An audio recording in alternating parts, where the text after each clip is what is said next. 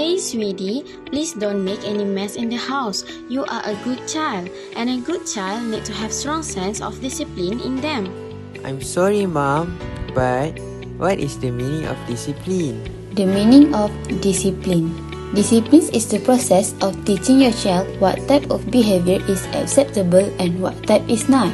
In other words, disciplines teach a child to follow rules. The benefit of being a disciplined child. The first benefit is to manage emotions. When a child receives a time-out punishment after hitting his brother, he learns skills that will help him manage his anger better in the future. The goal of time-out should be to teach your child to place himself in time-out or step away from a situation where the child is guilty of something and reflect on the actions that the child has committed before he or she get into more trouble. The second benefit is to make sure of their safety as they are still learning the appropriate behavior and action for certain situations. The ultimate goal of discipline should be to keep kids safe. This includes major safety issues such as looking both ways before crossing the road and playing with fire or sharp objects without any supervisions. There should be consequences when your child doesn't take appropriate safety precautions. The third benefit is encourage good choices. Appropriate disciplines teach kids how to make good choices. For example, when a child loses his bicycle privileges for riding into the road, he learns how to make safer choices next time. However, instilling disciplines without having any knowledge in childhood education can turn into child abuse, where some parents instill disciplines based on their emotions and experience during childhood. This is harmful as this parent will likely use physical punishment, bad-mouthing the child, or deprivation of attentions and care to instill discipline. A lot of children suffer from this kind of punishment will develop psychological and emotional trauma, low self-esteem, depressions, and anxiety throughout their life. In more serious cases, children have tendency to commit suicide or die due to heavy physical punishment. The graph shows the number of abuse.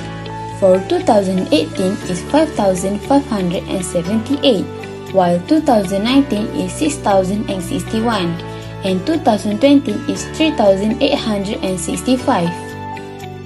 As children, they definitely want a happy family life by doing various things together, such as eating together, playing together, listening to their problem, and so on.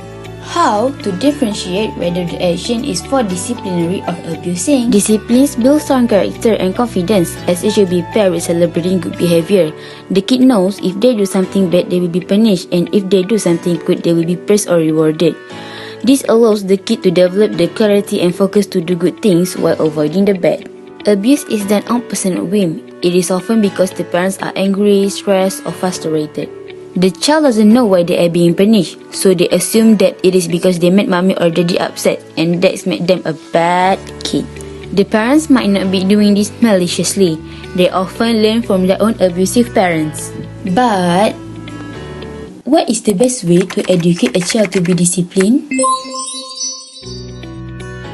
The best ways? In my opinion, the best way to teach our children are given consequences. Calmly and firmly explaining the consequences if don't behave. For example, tell them if they do not pick up their toys, you will put them away for the rest of the day. Be prepared to follow through right away. Don't give in by giving them back after a few minutes.